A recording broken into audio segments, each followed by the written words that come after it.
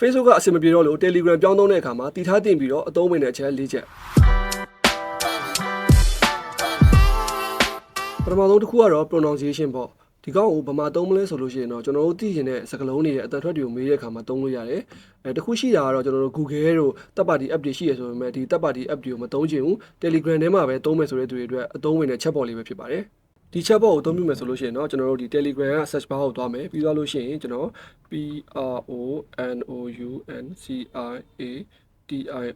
pronunciation pronunciationဘောဆိုပြီးကျွန်တော်ရိုက်ထည့်လိုက်မယ်ဒါဆိုလို့ရှိရင်ကျွန်တော်တို့မှာအသုံးပြုလို့ရမယ့် chatbot လေးပေါ်လာပြီပေါ့နော်ကျွန်တော်ဒီကောင်ထဲကိုဝင်လိုက်မယ်ဝင်လိုက်ပြီးတော့လို့ရှိရင်ကျွန်တော်တို့ဒီ start ကိုနှိပ်ပြီးတော့ကျွန်တော်တို့မှာစပြီးအသုံးပြုလို့ရပါပြီအဲ့မှာကိုသိကျင်တဲ့စကားလုံးတစ်လုံးရဲ့အတန်ကိုစပြီးတော့မေးလို့ရတယ်ပေါ့နော်ဒါဆိုလို့ရှိရင်ကျွန်တော်တို့မှာအတန်ဝင်လာပြီအဲ့အတန်ကိုကျွန်တော် play လိုက်မယ်ဆိုရင် car နော်အဲ့လိုအတန်ထွက်တယ်ပေါ့နော်သူကဒီ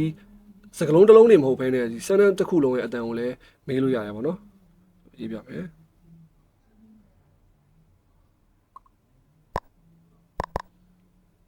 How are you? သူကဒီ sentence လည်းသုံးလို့ရတယ်နောက်ဒီစကားလုံးတွေရဲ့အတန်တွေကိုလည်းမေးလို့ရတာဖြစ်တဲ့အတွက်အင်္ဂလိပ်စာလေ့လာနေတဲ့သူတွေအတွက်တော့အသုံးဝင်တဲ့ chatbot လေးပဲဖြစ်ပါတယ်ဒုတိယတစ်ခုကတော့ lock function ကျွန်တော်တို့တွေကိုယ့်ရဲ့ privacy ကိုသူများကိုပေးပြီးမသိချင်တဲ့အခါမျိုးမှာဆိုလို့ရှိရင်တော့ software ကို lock ခတ်ပြီးတော့အသုံးပြုလို့ရမှာပဲဖြစ်ပါတယ်အဲ့လိုအသုံးပြုမယ်ဆိုလို့ရှိရင်တော့အရင်ဆုံးကျွန်တော်တို့ဒီ Telegram ရဲ့ setting တွေကိုသွားမယ်ပြီးတော့လို့ရှိရင်ကျွန်တော်တို့ privacy ကိုဝင်ပြီးသွားတာနဲ့ဒီမှာ passcode လို့ဆိုတဲ့အထဲဝင်ပြီးတော့ကျွန်တော်တို့အသုံးလို့ရပြီဖြစ်ပါတယ်သူ့မှာဆိုလို့ရှိရင်တခြားဒီ two factor ခံတဲ့ဟာတွေပါမယ်ပြီးတော့လို့ရှိရင်ကျွန်တော်တို့ auto delete message စတဲ့ function တွေလည်းအသုံးပြုလို့ရအောင်မှာပဲဖြစ်ပါတယ်တတိယတစ်ခုကတော့ fora ခွဲထားတာပဲဖြစ်ပါတယ် fora ကဘာမှအသုံးဝင်လဲဆိုလို့ရှိရင်တော့ကျွန်တော်တို့ရဲ့ chat ထဲမှာစကားပြောထားတာတွေအများများနေတယ်အဲ့ထဲမှာကျွန်တော်တို့ရုပ်ရှင်ဒါမှမဟုတ် location နဲ့ပတ်သက်ပြီးတော့ရှာမယ်ဆိုလို့ရှိရင်ရှာလို့မတွေ့တာမျိုးတွေဖြစ်တတ်တယ်ပေါ့နော်ဒါပေမဲ့ fora ခွဲထားမယ်ဆိုလို့ရှိရင်တော့အဲ့လိုမဖြစ်တော့ပါဘူး fora ခွဲတော့မယ်ဆိုလို့ရှိရင်တော့ကျွန်တော်တို့အရင်ဆုံးဒီ Telegram ရဲ့ setting တွေကိုဝင်လိုက်မယ်ပေါ့နော်ပြီးတော့လို့ရှိရင်ကျွန်တော်တို့ chat fora တွေကိုဝင်မယ်အဲ့ဒီမှာကျွန်တော်တို့ create new fora လေးကိုလုပ်လိုက်မယ်ပြီးတော့လို့ရှိရင် fora name လေးပေးမယ်ပေါ့နော်အဲ့ဒီမှာကျွန်တော်တို့အလုပ်အတွက်ဆိုလို့ရှိရင်ကျွန်တော်တို့ပေးလိုက်မယ်ပြီးရင်ကျွန်တော်တို့အမှ chat တွေကိုစပြီးထည့်လို့ရပါပြီကိုကအလုပ်အတွက်ကိုဘယ်ဟာစီစဉ်ထားရလဲပေါ့နော်အမှကျွန်တော်တို့ဒီတစ်ခုထည့်လိုက်မယ်ဒီတစ်ခုထည့်လိုက်မယ်ဆိုလို့ရှိရင်ကျွန်တော်တို့ပြီးတော်တော်လုပ်လိုက်တာနဲ့ save ဆိုလို့ရှိရင် fora လေးပေါ်သွားပြီပေါ့နော်အဲ့ဒါမှကျွန်တော် folder လေးပေါ်သွားပါပြီနောက်ဆုံးတစ်ခုကတော့တည်ထားတဲ့အချက်ဆိုတာတဲ့အပြိုင်ဆိုင်ဂိမ်းဆော့ရတာကြိုက်တဲ့ border တွေအတွက်အသုံးဝင်တဲ့ chatbot လေးပဲဖြစ်ပါတယ်သူ့ကိုအသုံးပြုမယ်ဆိုလို့ရှိရင်တော့ကျွန်တော်တို့ဒီ search bar ကိုသွားမယ်ပြီးတော့လို့ရှိရင်ဒီနေရာမှာ game bot ဆိုပြီးတော့ရိုက်ရှာလိုက်တာနဲ့ကျွန်တော်တို့